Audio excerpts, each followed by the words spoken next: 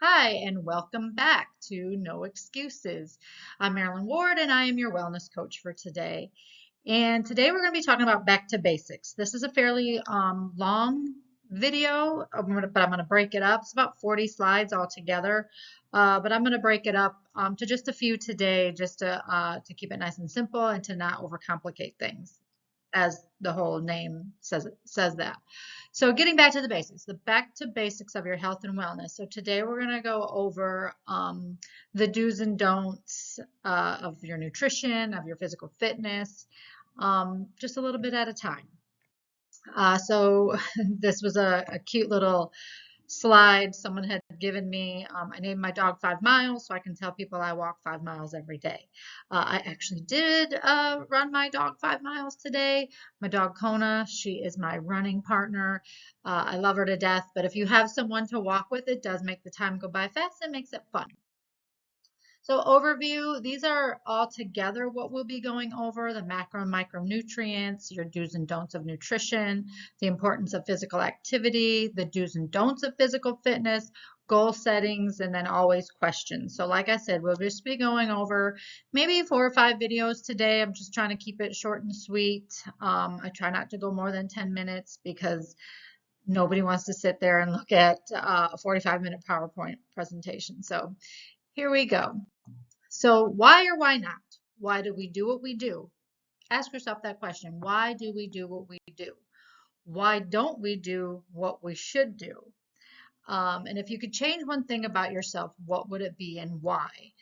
So the why do we do what we do and why don't we do what we should do? That kind of comes from we all know really what to do to lose weight and to feel better and to maintain our health, but why aren't we doing it? We know, like, I always say, my two biggest secrets: push yourself away from the table, and start moving.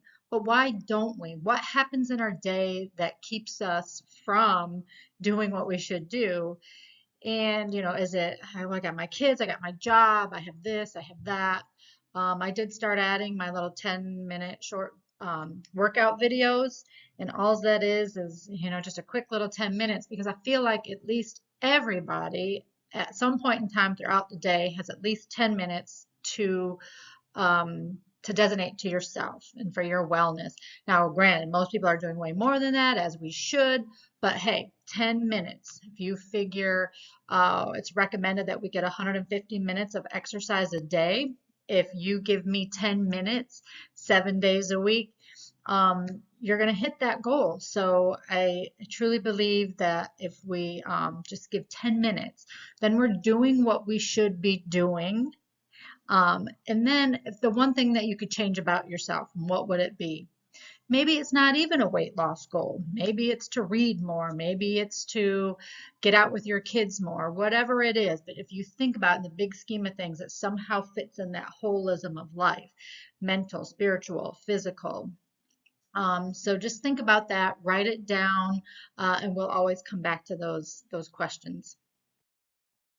Stop the confusion. How many of you are going online and you're looking through all this, the plethora of different fitness coaches, such as myself, saying, oh, eat this, eat that, don't eat this, do this diet. I have an entire office full of diet books because that was part of my research for a long time. And each one says something different. So it is very confusing. It gets confusing when you're reading a food label, like, what do I know is good? What do I know that's bad? What are all these ingredients? What do these ingredients mean? So today I want to just kind of stop all that confusion and get back to the real basics of your health and wellness. So we're going to start with basic nutrition.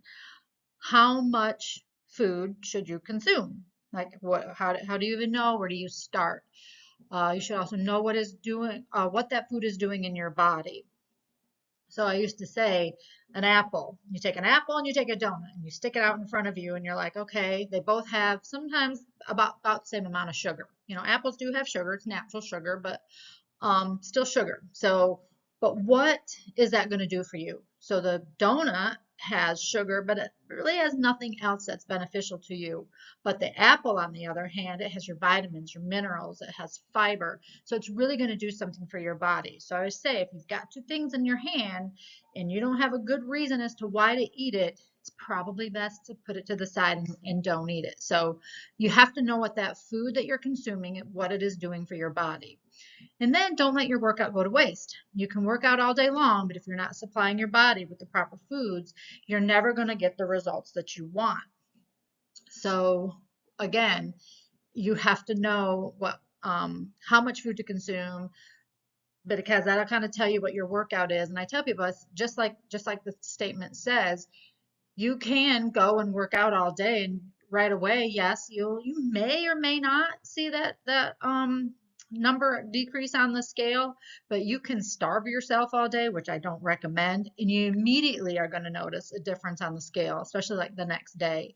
So these little numbers are going to play and make more sense later, but it's definitely, don't go and work out and then come home and eat a huge, fat laden dinner. Then all your workout just goes to waste.